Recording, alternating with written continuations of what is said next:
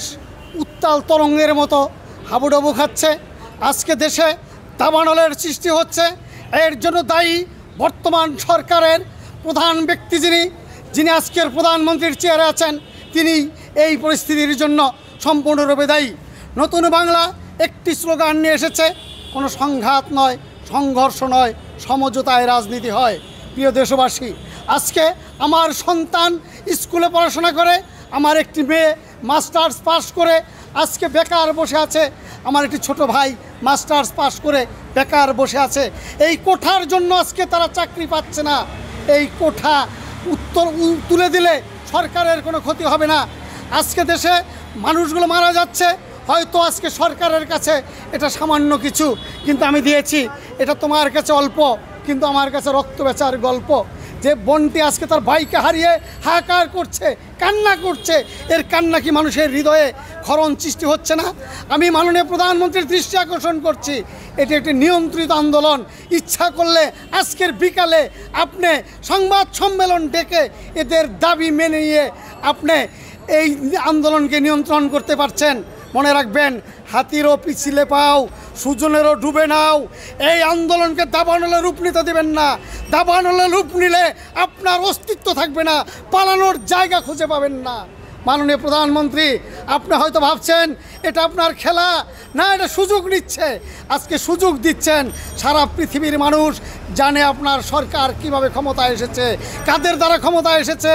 শতভাগ কোঠা যদি আপনি মেনে নেন, কোনো ক্ষতি হবে না। আবেদ আলী, সাবেদ আলী, জাবেদ আলী, হাবিব আলীদের কোঠা তো আছেই, আপনার টেলিফোন আছে, আপনার ক্ষমতা আছে। ইচ্ছা করলে আপনি নিয়ন্ত্রিত মানুষদেরকে আপনি চাকরি দিতে পারবেন। আজকে মানুষ খুন করবেন না।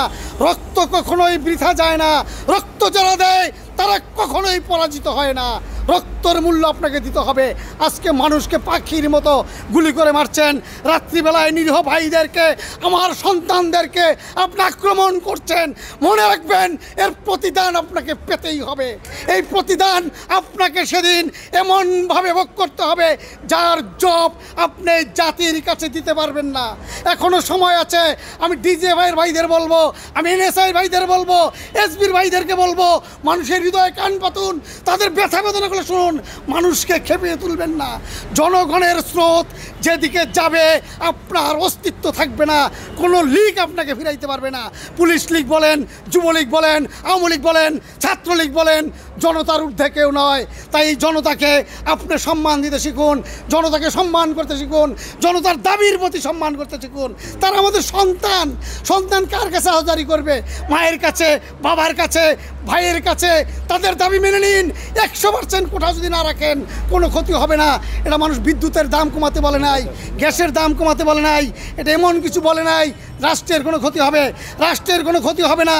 এটা নিয়ন্ত্রণ করুন, নিয়ন্ত্রণ করুন। নিয়ন্ত্রণের সময় এসেছে। আপনি যদি নিয়ন্ত্রণ না করেন, মানুষের হাতে যদি দাবানল সৃষ্টি হয়ে যায়, সেদিন আর নিয়ন্ত্রণের ক্ষমতা কারো থাকবে না। এখনই শেষ সময়। আমাদের কথাগুলো আপনারা দয়া করে অনুধাবন করুন, বিবেচনা করুন। ইয়ার কি মনে করবেন না, হাসি তামসা মনে করবেন না।